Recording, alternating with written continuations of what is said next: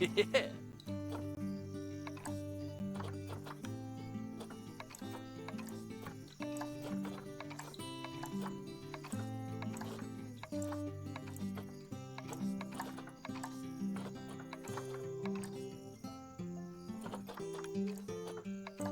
Oh.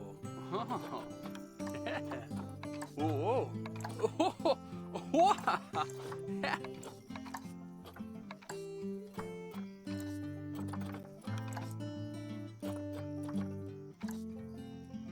Oh. Oh. Oh. Oh. Oh.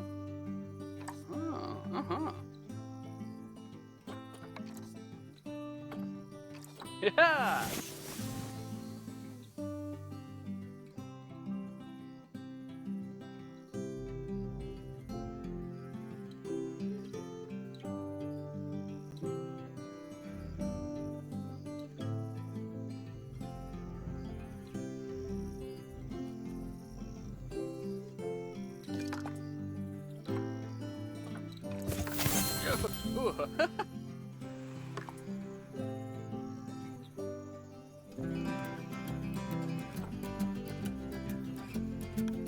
Whoop.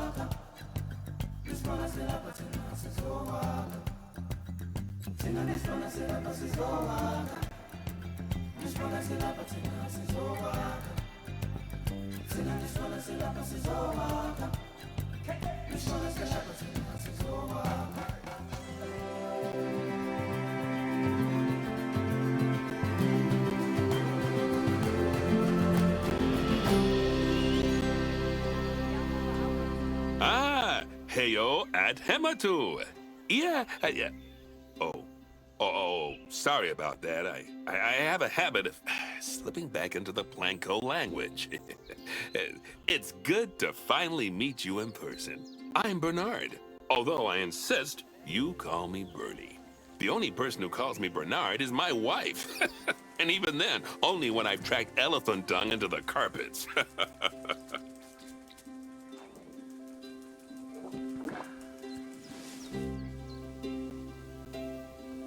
As you know, I own several zoos, but I always like to show people the ropes here at my home. This is the first zoo I ever opened, and a source of great pride for me. And prides, thanks to a lion breeding program we ran in the 80s. But we're in the middle of a big renovation, and that's where you come in. Sadly, our old contractor had to retire after developing a fur allergy. Poor devil kept sneezing his dentures into the lion habitat. So, it's up to you to finish everything off. Don't worry, though. I'm not completely throwing you into the deep end. My head keeper, Nancy Jones, will be lending a helping hand. Oh, she's a hard worker, and she'll expect you to be too. But I'm sure you'll get along like a house on fire, or even better, one that isn't on fire. Less shouting that way.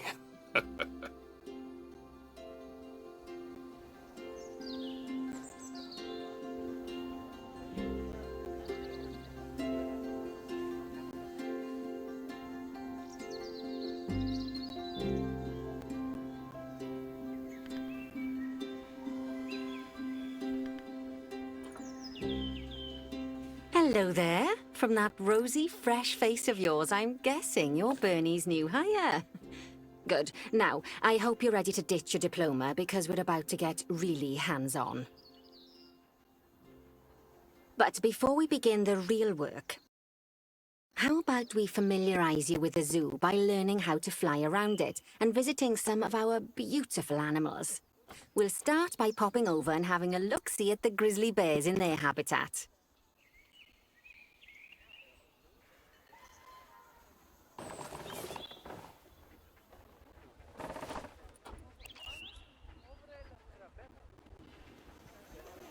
Did you know that grizzly bears, also known as Ursus arctos horribilis, can hibernate for up to 7 months a year?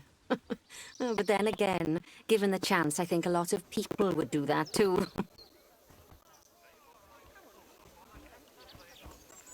Select one of the bears and you'll bring up its information panel.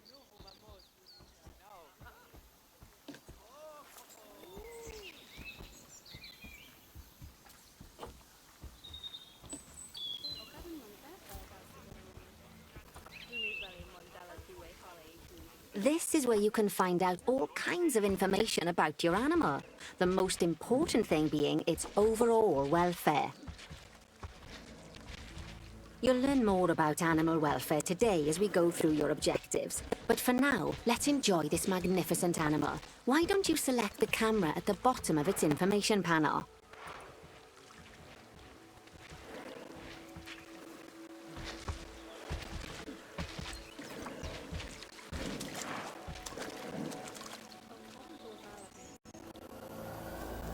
See now, this is a fantastic way to get a close look at your animals. You can also get this view of an animal by simply double-clicking on it.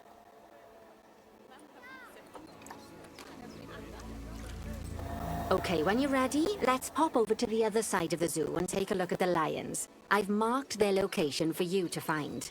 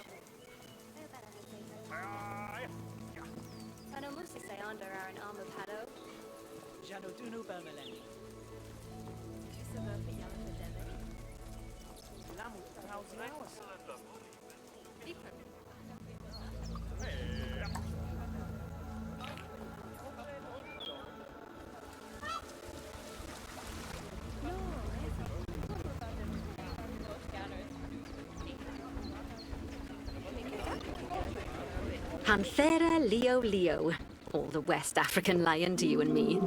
Lions are the most social of the big cats, and there can be as many as 40 lions in a pride, although prides of that size are pretty rare. As Bernie would say, those lions are awesome, which is precisely why I handle the training instead these days. Anyway, how about we get started on those objectives? Come on, let's head over to an empty habitat and see what needs doing there.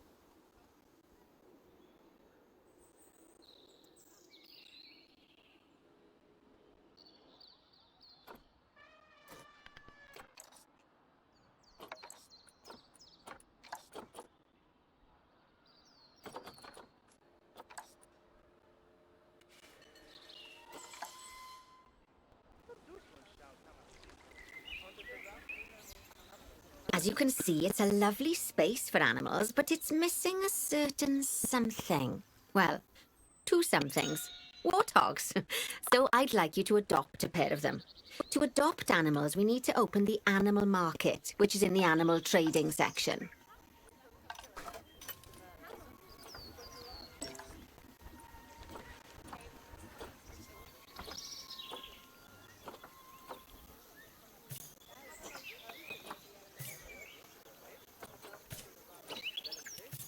There we are, a pair of perfectly splendid warthogs for our zoo. Just click on them and select Adopt from the side menu.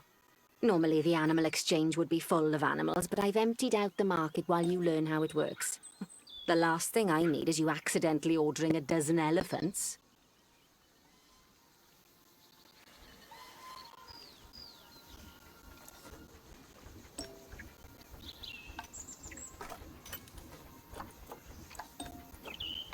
When you adopt an animal, it's automatically placed in the trade centre, where they're held until you're ready to move them into their habitat, which, as it happens, you are. So how about you move them into their new home?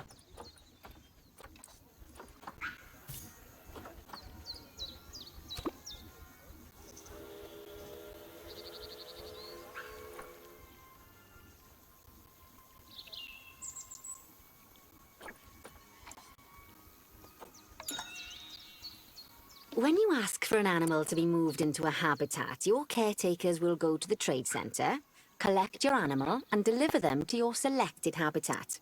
I've marked the trade centre's location, so let's go and watch the caretakers in action.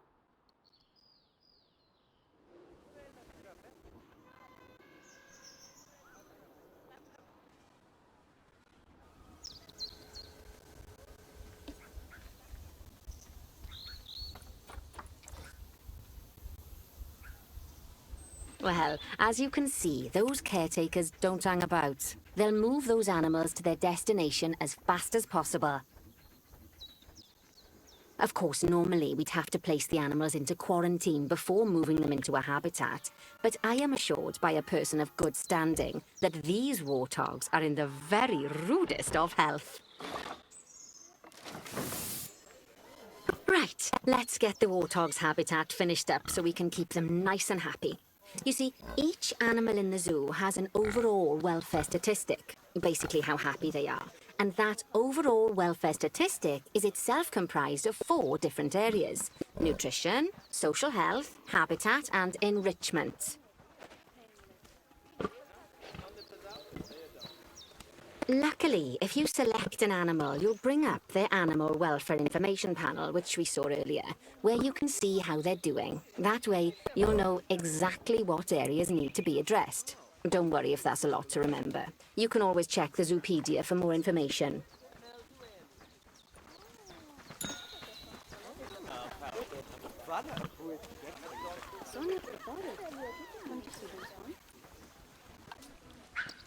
Let's start by making sure we're taking care of the warthog's nutrition welfare. To do this, we'll need to place a food station and a drinking station. Now, each animal requires a different type of feeding station. And for the warthogs, it's a small feeding trough. So let's add one of those and a water bowl.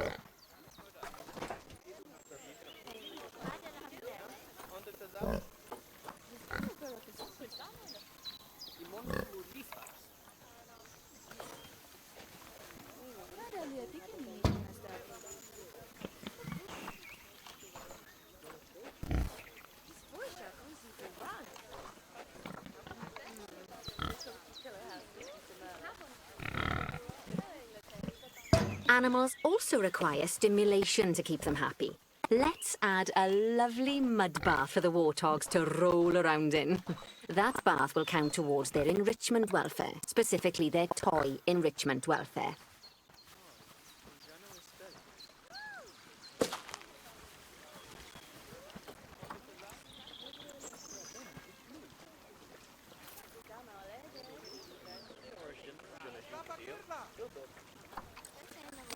Oh, nice work. You've got a knack for this, I see.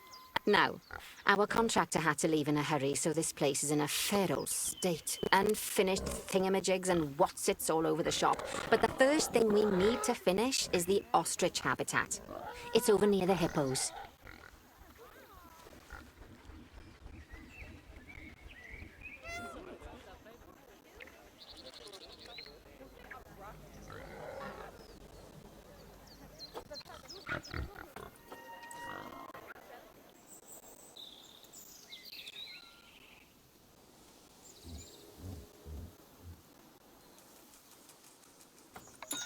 Oh, before we actually start building our ostrich habitat, let's pause the game.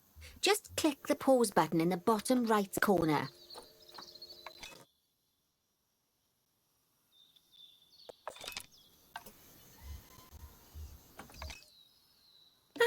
That's more like it. A quick break. Sometimes it's a good idea to pause the game whilst you're doing something which requires your concentration, because it'll stop the zoo spinning out of control while you're looking the other way. Let's keep the game paused while we get this ostrich habitat built. Okay, job number 1 here is to add a habitat gate before we complete the barrier. Every habitat needs a habitat gate. After all, how else would the keepers get in and out? Just make sure it's hooked up to the path so the keepers can reach it.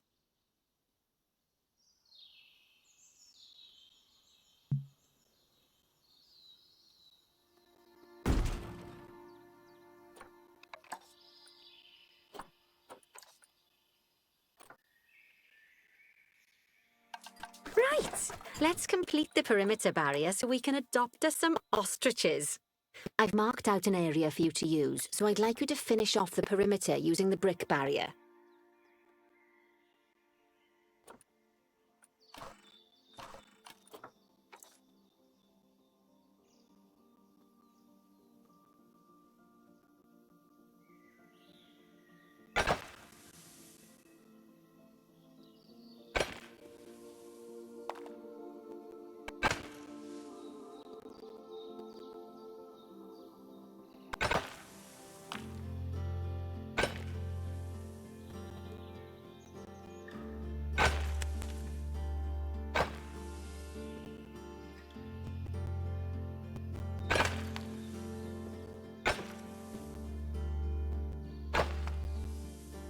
Good work!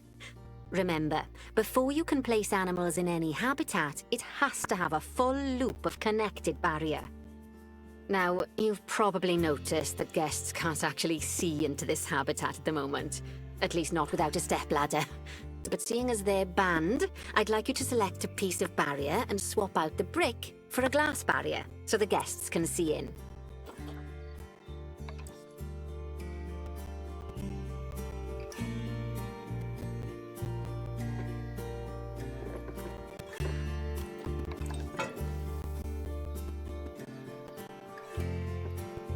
There we go. Adding in more windows gives guests even more opportunities to see the animals in a habitat. It's always best to make sure the guests can get a good view into a habitat from the path they're walking on, because it makes them happy, and because this would be a pretty terrible zoo if they couldn't. The last thing we need to do is to add a donation box. You see, when guests enjoy the view of an animal, they'll make a donation. Just make sure you put them in easy-to-reach places, like near a viewing point. Donation boxes are one of the main sources of income for the zoo, so make sure you remember them.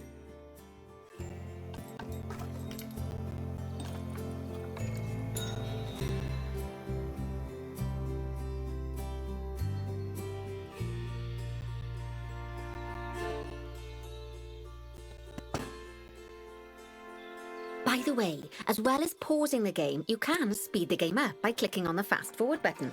It'll run everything at 2 times and 5 times faster.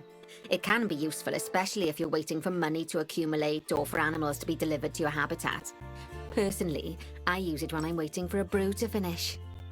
All right, you've finished the habitat, so it's high time we adopted those ostriches, don't you think? Let's get 4 of them in here.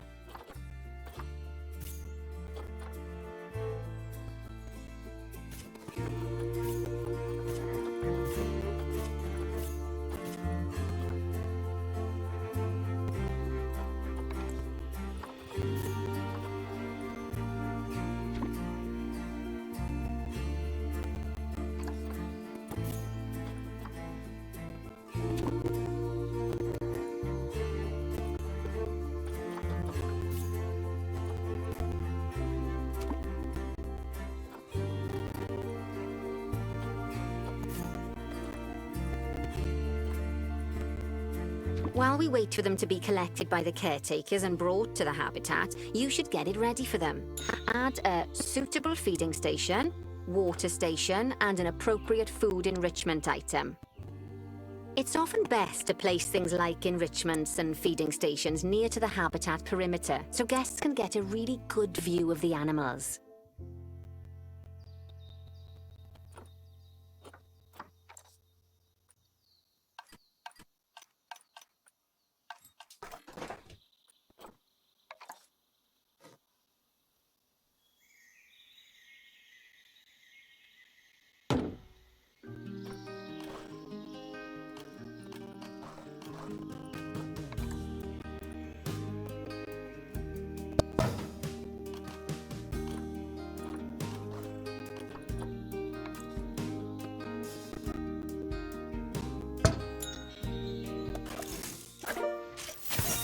Oh, good to see the ostriches have somewhere they can really stretch their legs.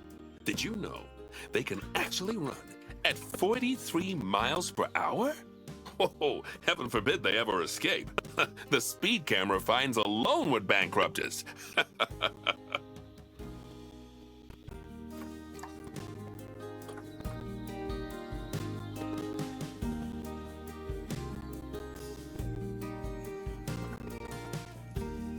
Well, Bernie certainly seems impressed. Did he do his speed camera joke? Every time we get an ostrich. So, now we've made the ostriches' lives a bit better, let's do the same for the keepers, shall we? To make it easier for the keepers to feed the ostriches and hippos, we should build a new keeper hut.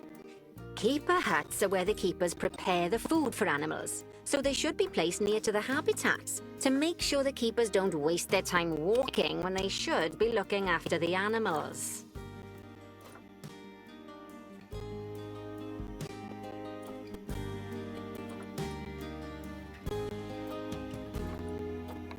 You'll need to rotate the keeper hut to get it to connect up to the path.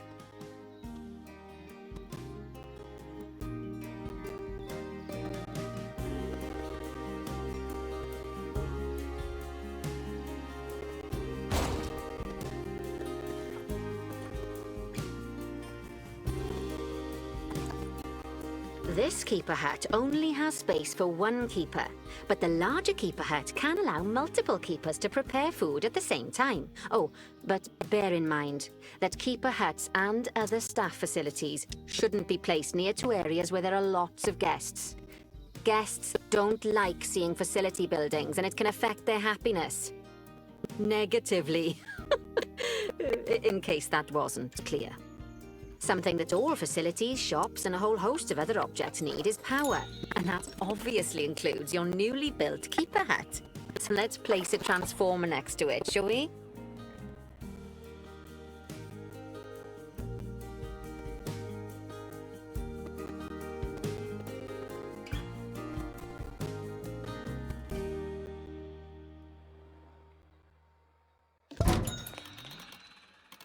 Lovely work. Now the keepers can start using the hut to prepare food, and thanks to where you've put it, they won't need to walk very far to deliver it to the ostriches and hippos. Let's get on to your next objective then. Bengal tigers. We want to adopt some, but I'm afraid there's nothing ready for them yet. Head on over to the plot of land I've marked out. It's not too far away.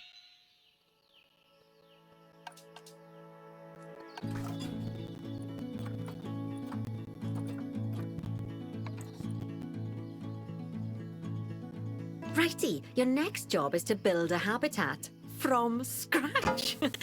And concrete and glass, I expect. So go ahead and build it. Just make sure that the habitat includes that big hole we've dug. Oh, and don't forget to add a habitat gate to the barrier. Oh, and make sure the guests will be able to see the tigers.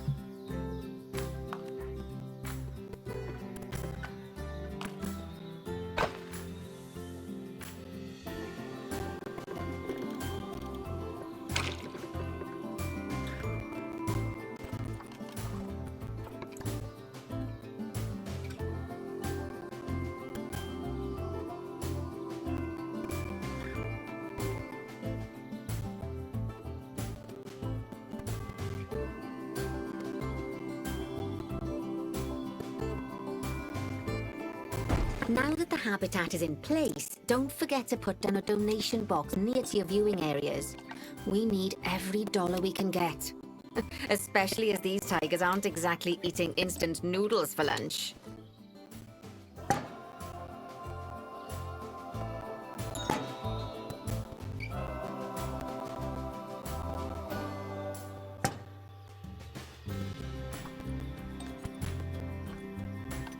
Okay, that's the habitat boundary complete, the habitat gate in place, and most importantly, the tigers won't be able to jump out of it anymore. I think it's time we adopted those tigers.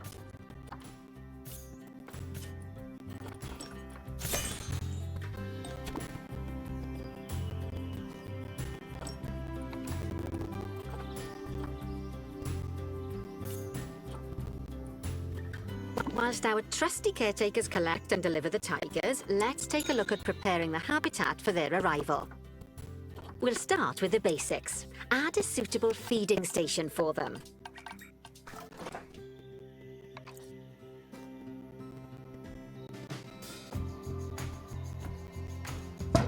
This time, instead of adding a water bowl, let's try something different.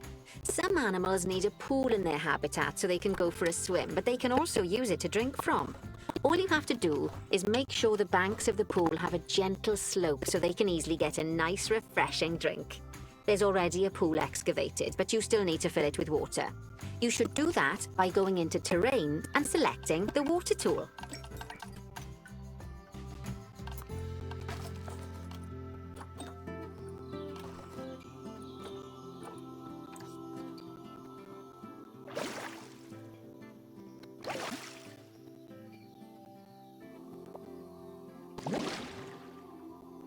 Yes, that'll do nicely. Of course, just like the warthogs and ostriches, these tigers will also need some enrichment. Why don't you add some suitable toy and food enrichment items into their habitat?